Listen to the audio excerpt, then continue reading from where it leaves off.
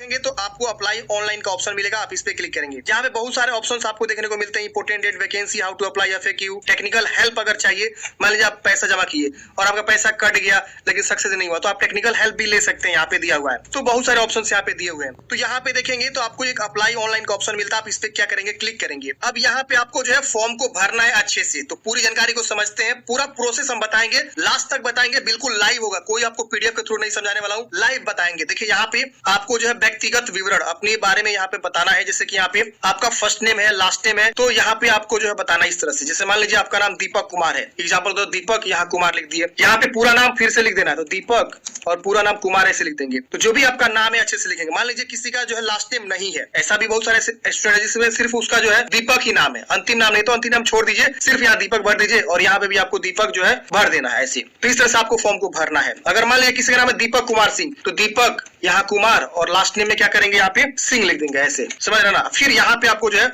उस नाम को पूरा लिख देना है। तो ऐसे आपको बताना है, अपना नाम को सही से भरिएगा और जो भी जानकारी भरिएगा कैपिटल लेटर में भरिएगा। और जो मैट्रिक का जो मार्कशीट है उसके अकॉर्डिंग भरना है, सारा चीज मैट्रिक के मार्क्स के अकॉर्डिंग। यहाँ डेट ऑफ बर्थ की चॉइस कर लेंगे, तो यहाँ पे आप इजीली डेट ऑफ बर्थ का अपना चॉइस कर लीजिएगा, जो भी आपका डेट ऑफ बर्थ है। इसके यहाँ पे पिताजी का नाम, माताजी का नाम, जेंडर बता देंगे तो इजी है।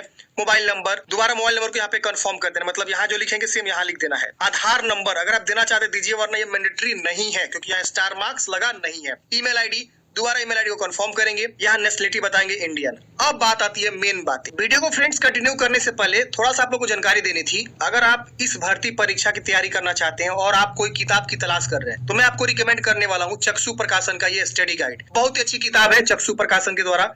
से ज्यादा आपको आपके मूल निवासी हैं। अगर आप यूपी के निवासी हैं तो आप यहाँ पे हाँ कर दीजिएगा। और यहाँ आती है कि क्या आप SC ST OBC EWS मतलब इस सब श्रेणी से आप आते हैं और आप जो है रिजर्वेशन क्लेम करना चाहते हैं, आरक्षण का जो है छूट लेना चाहते हैं, लाभ लेना चाहते हैं, तो आप जो है यहाँ पे यस कर दीजिएगा, ठीक है ना। जिसमें जैसे आपकी वैकेंसी में आपको वहाँ रिजर्वेशन होता है, उम्र में रिजर्वेशन होता है, तो इस तरह कैंडिडेट्स को रिजर्वेशन मिलता है। अगर आप यूपी के निवासी हैं तो अपना यहाँ पे छूट जरूर ले लीजिएगा। तो यहाँ पे यस कर देना अगर आप यूपी के SC ST OBC EWS या इस तरह कैंडिडेट्स आप हैं, इसमें से किसी भी कैटेगरी से, तो आप यहाँ पे यस कर दीजिएगा। अगर आप मान लीजिए गलती से भी नो कर देते हैं तो आप जनरल में फाइट करने लगेंगे, यानी आपका कैटेगरी अब जनरल यहाँ हो जाएगा। तो इस चीज को विशेष ध्यान देना है यूपी के निवासी को लिए। अगर आप यहाँ पे यस करेंगे तो यहाँ पे आपको निवास प्रमाण पत्र के बारे में जानकारी आपको बताना है। जैसे कि यहाँ पे पूछ रहा है कि आपका निवास प्रमाण पत्र किसके द्वारा इशू किया गया है, तो जिसके भी द्वारा इशू किया गया है आप यहाँ चुनाव कर लेंगे। तो जब आप निवास प्रमाण पत्र बनवाए होंगे ना, तो उसके ऊपर में रहता है कि किसके द्वारा इशू किया गया, या नीचे में साइन रहता है, तो आप देख लीजिएगा। और यहाँ पे आप जो है कब इशू करवाए हुए अपना निवास प्रमाण पत्र, तो ये यहाँ पे आपको चुनाव कर लेना है,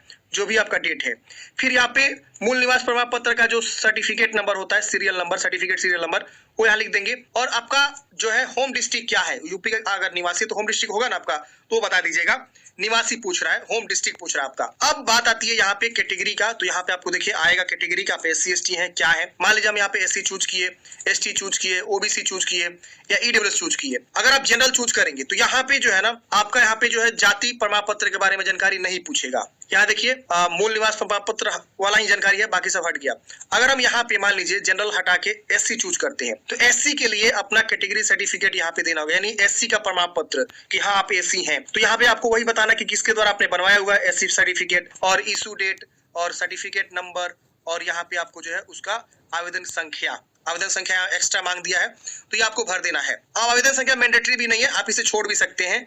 यहाँ 3 ही ऑप्शन को भर सकते हैं, अगर है तो भरिए वरना छोड़ दीजिए। अगर मान लीजिए आप OBC से हैं तो अपना OBC जो क्रीमी लेयर सर्टिफिकेट होता है ना, वो आप यहाँ पे जरूर जो है देंगे, क्रीमी लेयर, ध्यान रहे। तो ये चीज आपको यहाँ पे बताना है। अगर आप EWS हैं तो अपना EWS का सर्टिफिकेट यहाँ पे आपको बतानी है, तो जिसके द्वारा बनाया है सेम वही यहाँ पे जानकारी आपको भर देना है। अगर आप जनरल है तो ये आपका हट जाएगा, यहाँ पे वो ऑप्शन आएगा ही नहीं। समझ में आ गया। अब यहाँ पे स्वतंत्र सेनानी के आश्रित है तो आप हाँ करेंगे, और उसके बारे में सर्टिफिकेट किसके द्वारा बनवाया हुआ, उसका सर्टिफिकेट, सीरियल नंबर, कब बनवाया, यहाँ पे नहीं है तो नो कर देंगे। अब क्या आप उत्तर प्रदेश राज्य के कर्मचारी और उसके पास आवश्यक प्रमाण पत्र है, मतलब क्या कि आप अगर उत्तर प्रदेश कर्मचारी है और आपके पास आवश्यक प्रमाण पत्र है तो हाँ करेंगे, और नहीं है तो नो करेंगे। क्या आप होम गार्ड में न्यूनतम 3 वर्ष की सेवा की अगर की है तो हाँ करिए, वरना यहाँ पे नो करेंगे। क्या भूतपूर्व सैनिक अगर है तो हाँ करेंगे, वरना यहाँ पे नो करेंगे। तो ये रह गया उत्तर प्रदेश के निवासी के लिए। बाकी यहाँ पे क्वालिफिकेशन की जानकारी भरना है। सपोज आप यूपी के निवासी नहीं है तो आप यहाँ नो करेंगे, तो ये देखिएगा आपका अधिवास का राज्य पूछेगा, डोमिसाइल स्टेट, तो आप यहाँ पे चूज कर लेंगे। कैटेगरी आपका जनरल हो जाएगा, भले आप किसी भी कैटेगरी से आ रहे हो तो क्या हुआ, आपका कैटेगरी यहाँ पे जनरल हो जाएगा। आप अदर स्टेट से अगर आप फॉर्म भर रहे हैं तो समझ में आ गया? तो इतना आपको मैंने समझा दिया कि अगर आप यूपी के निवासी तो कैसे भरेंगे और अदर स्टेट के तो कैसे भरेंगे। अब यहाँ पे आपको बताना है क्वालिफिकेशन की जानकारी। तो यहाँ पे आपको जो है ना बोर्ड का नाम लिखना है कि कौन से बोर्ड से आप पास आउट किए हैं। जो भी आपका बोर्ड है, यूपी बोर्ड तो UP board, Bihar board, CBSE जो भी है। यहाँ पे उत्तीर्ण जो है आपका महीना और वर्ष तो आपके मार्कशीट पे होगा ही। तो यहाँ पे अपना जो है मंथ और ईयर यहाँ पे कंफर्म करेंगे कि आप मैट्रिक कब उत्तीर्ण हुए हैं। यहाँ पे रिजल्ट पास होगा, रोल नंबर लिख दीजिएगा और यहाँ सर्टिफिकेट नंबर या मार्कशीट का सीरियल नंबर दोनों में से कोई एक लिखना है। तो आप दोनों में से कोई यहाँ पे जो है लिख सकते हैं। आपके जो मार्कशीट होता है ना उसके कॉर्नर पे रहता है सीरियल नंबर या मार्कशीट नंबर या सर्टिफिकेट नंबर, तो आप यहाँ पे दे दीजिएगा। अब यहाँ आता है इंटरमीडिएट की जानकारी। तो इंटरमीडिएट की जानकारी यहाँ पे देंगे, जैसे कि यहाँ पे बोर्ड का नाम, उसके वजह से पासिंग ईयर और डेट, और यहाँ पे आपका जो है पास, और यहाँ पे आपका रोल नंबर, और उसी तरह से मार्कशीट सीरियल नंबर। तो ये आप भर लीजिएगा। अब आता है कि क्या आपने DEO ACC या NIELIT से कंप्यूटर में O लेवल प्रमाण पत्र प्राप्त किया है। तो आप यहाँ पे यस कर देंगे और उसका सर्टिफिकेट, इशूइंग अथॉरिटी और इशूइंग डेट, कब आपने सर्टिफिकेट इशू करवाया हुआ है, और सीरियल नंबर, मतलब कंप्यूटर का सर्टिफिकेट O लेवल वाला आपके पास है तो आप बता दीजिएगा। नहीं है तो आप इसे नो कर देंगे, सिंपल। अब यहाँ पूछ रहा है कि क्या आपने 2 साल की न्यूनतम अवधि के लिए प्रादेशिक सेना में काम किया है। टेरिटोरियल आर्मी में अगर आप काम किए 2 साल का तो आप यहाँ पे हाँ करेंगे और अपने बारे में बता देंगे, certificate issue date, certificate issue तिथि, इशूइंग अथॉरिटी, ये सब सर्टिफिकेट नंबर। नहीं तो नो करेंगे। क्या आप अपने राष्ट्रीय कैडेट कोर यानी NCC B सर्टिफिकेट आपके पास है, अगर है तो हाँ करेंगे और उसकी जानकारी यहाँ पे दे देंगे। इससे क्या होगा ना, अगर इस तरह के कैंडिडेट्स आप हैं तो जरूर भरिएगा, हाँ करके जानकारी दीजिएगा, क्योंकि आगे चल के छूट मिल जाता है। नहीं तो नो कर दीजिएगा। अब यहाँ आता है एड्रेस। देखिए, जब भी आप फॉर्म भरते हैं ना, कोई भी दुनिया का फॉर्म भर लीजिए गवर्नमेंट वाला, आपको 2 एड्रेस भरना होता है। एक होता है प्रेजेंट एड्रेस जिसको हम कोरेस्पोंडेंस एड्रेस भी बोलते हैं, दूसरा होता है परमानेंट एड्रेस। तो मान लीजिए आपका अभी जो है, मान लीजिए आप आगरा में रहते, तो आप यहाँ आगरा की जानकारी भर दीजिए, लेकिन आपका जो परमानेंट एड्रेस है वो देवरिया है या गोरखपुर है, तो यहाँ पे परमानेंट एड्रेस भर सकते हैं। इससे कोई दिक्कत नहीं होगा। आपका जो डॉक्यूमेंट्स वेरीफाई होगा ना, वो परमानेंट एड्रेस के थ्रू ही वेरीफाई होगा। इस चीज को विशेष ध्यान दीजिएगा। लेकिन अगर आपका दोनों एड्रेस सेम है तो आप यहाँ दोनों पे सेम लिख सकते हैं, कोई दिक्कत नहीं होने। पहले इसको भर दीजिए और यहाँ सेम कर दीजिए, सेम कॉपी यहाँ पे हो जाएगा। अब एड्रेस कैसे भरना है समझिए। यहाँ पूछ रहा है लाइन 1 लाइन 2, तो यहाँ विलेज भर दीजिए, यहाँ पोस्ट भर दीजिए, यहाँ सिटी का नाम लिख दीजिए। तो आप यहाँ पे जो भी सिटी से बिलोंग करते हैं या टाउन का नाम, ये भी आप यहाँ लिख सकते हैं। यहाँ राज्य चूज करेंगे, कौन से राज्य से आप बिलोंग करते हैं। इसके बाद से डिस्ट्रिक्ट आएगा, डिस्ट्रिक्ट चूज करेंगे, फिर आप पिन कोड लिखेंगे और यहाँ पे टिक करेंगे। इधर भी सेम कॉपी हो जाएगा। अगर अलग है तो आप इसको टिक मत करिएगा, अलग अलग दोनों में लिख सकते हैं। तो मोस्टली लोग का यहाँ पे सेम होता है, तो आप यहाँ सेम टिक करेंगे और यहाँ पे सबमिट एंड प्रीव्यू पे क्लिक करेंगे। प्रीव्यू करते हैं फ्रेंड्स, आपका यहाँ पे जो है प्रीव्यू शो होता है। मतलब ये कि आपने जो भी जानकारी यहाँ पे दिया है, एक बार अच्छे से वेरीफाई कर लीजिए कि जो भी आपने यहाँ पे जानकारी दिया है सब चीज सही है। अगर इसमें कुछ भी गलती है तो आप क्या करेंगे, सबमिट यहाँ पे नहीं करेंगे, यहाँ पे एडिट करेंगे। अगर नहीं गलती है तो इन सबको क्या करेंगे, टिक कर देंगे कि हाँ ये सारा चीज जो है मेरा सही है। सबको यहाँ पे टिक कर देना इस तरह से, और उसके बाद इस कैप्चा कोड को भर के सबमिट एंड नेक्स्ट पे क्लिक करना है। OTP एक्टिवेशन भी आगे करना है, तो हम इस पे क्लिक करते हैं, सबमिट करते हैं। फ्रेंड्स, आपका यहाँ पे रजिस्टर नंबर मिल जाता है, आप इसे नोट जरूर कर लेंगे। आपके मोबाइल पे SMS आता है और तुरंत जो है OTP भी आता है। तो आप क्या करेंगे, अपने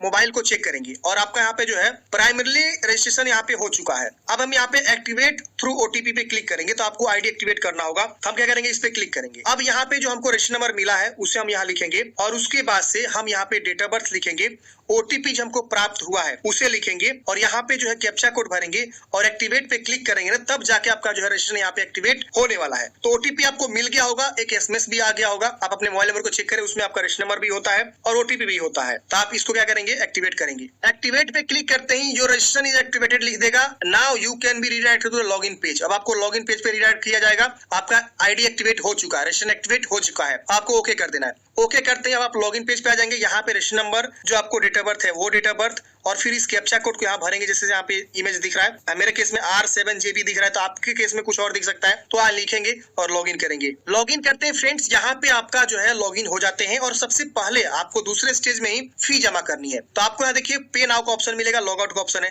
तो आप यहाँ पे पे नाउ पे क्लिक करेंगे। अगले स्टेप में आपको ये पेमेंट गेटवे पे लेकर आएगा, जहाँ पे आपको बहुत सारे ऑप्शन मिलेंगे पेमेंट जमा करने के। जैसे फ्रेंड्स यहाँ पे देख सकते हैं, मेरे केस में यहाँ पे नेट बैंकिंग है, UPI का भी ऑप्शन है। तो आप यहाँ पे जो है ना नेट बैंकिंग के थ्रू करना चाहते हैं तो SBI का ये वाला ऑप्शन है, और यहाँ पे अदर बैंक का भी कोई आपके पास नेट बैंकिंग है तो उसके थ्रू भी आप यहाँ पे कर सकते हैं। अगर आपके पास UPI है तो आप UPI के थ्रू भी यहाँ पे आप कर सकते हैं पेमेंट को जमा। तो मैं यहाँ पे क्या करूंगा, एक ऑप्शन को चूज करूंगा। यहाँ पे अभी जो है कार्ड का ऑप्शन जो है एक्टिवेट नहीं किया गया है, तभी मेरे केस में यहाँ पे अभी जो है 2 ही ऑप्शन मिल रहा है, नेट बैंकिंग या यूपीआई। तो आप दोनों में से किसी माध्यम से क्या करेंगे, पेमेंट को जमा करेंगे। तो फ्रेंड्स हमने यहाँ पे जो है यूपीआई के थ्रू जो है पेमेंट कर दिया है, यूपीआई आईडी वेरीफाई करके। आपके पास कोई भी यूपीआई आईडी होगा ना, वहां लिख के जो है आप अपना जो है पेमेंट कंप्लीट करेंगे और आपके फोन पे या गूगल पे जहां भी होगा वहां आएगा कि आप एक्टिवेट मतलब पेमेंट ऑथराइज करिए। देखिए मेरा हो गया। देखिए पेमेंट होते ही यहाँ पे जो है आप देखेंगे तो आपका यहाँ पे फोटोग्राफ, सिग्नेचर और डॉक्यूमेंट्स अपलोड करना है। तो ये इंपॉर्टेंट जो है चीजें आप यहाँ समझेंगे। फोटो सिग्नेचर का गाइडलाइंस क्या है, इसके अलावा जो डॉक्यूमेंट्स अटैच करने हैं उसमें आपको क्या अपलोड करना है, सर्टिफिकेट करना है कि